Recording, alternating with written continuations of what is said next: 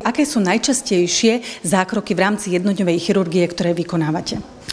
Tak u nás sú to hlavne operácie zamerané na benigné zväčšenie prostaty, minimálne invazívnou technikou Rezum, ktorá spočíva v aplikácii vodnej pary do tkaniva prostaty, do presne definovaných miest a takto ošetrené tkanivo v priebehu 3 mesiacov odumrie a pacient ho spontánne vymočí.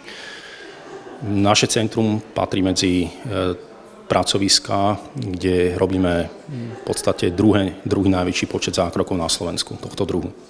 Ale čo sa týka prostaty, aká musí byť indikácia na to, aby to už pacient išiel riešiť chirurgicky, lebo väčšinou asi sa snaží vyhnúť tomu? Áno, v prvom rade musíme povedať, že je to benigné zväčšenie prostaty. Touto technikou sa neoperuje rakovina prostaty. A musí to robiť pacientovi nejaké problémy, to znamená slabší prúd moču, pocit neúplného vyprázdňovania, budenie sa zo spánku kvôli močeniu. A toto nereaguje na medikamentóznu liečbu. Čiže druhým krokom je liečba operačná. Zase na druhej strane môžu to byť aj pacienti, ktorí netolerujú alebo nie sú ochotní akceptovať tieto lieky, respektíve ich nežiaduce účinky. Lebo každý liek, ktorým liečíme benigné zväčšenie prostaty, väčším alebo vo väčšej alebo menšej miere zasahuje sexuálne funkcie a niektorí pacienti proste nie sú ochotní akceptovať nežiaduce účinky týchto liekov, takže tam môžeme indikovať túto chirurgickú liečbu aj v prvej línii. Hovorí sa, že s tou prostatou v istom veku má problém takmer každý muž. Je to pravda?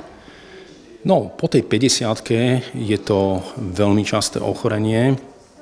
Sú muži, ktorí ani v 80-ke nemajú zväčšenú prostatu, ale tých je podstatne menej. Takže áno, je to veľmi časté ochorenie po tej 50-ke. A keď hovoríme o operačných zákrokoch, v akom veku najčastejšie muži ich podstupujú?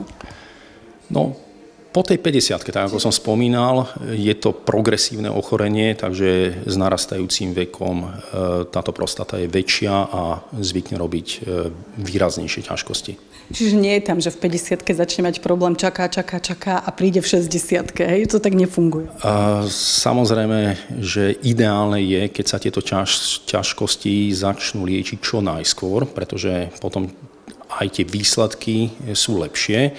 Ale funguje to aj tak, ako ste povedali, že veľa pacientov tie svoje ťažkosti bagatelizuje alebo teda zanedbáva a príde na lekárske vyšetrenie, keď už je to neskoro, že jednoducho nie sú schopní spontánne močiť.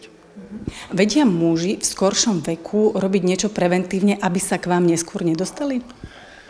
No veľmi nie. Jednoducho neexistujú nejaké dietné alebo režimové opatrenia, ktorými by sme spomalili progresiu tohto ochorenia alebo jej zabránili. Takže viac menej je to geneticky determinované a nemôžeme preto veľa spraviť.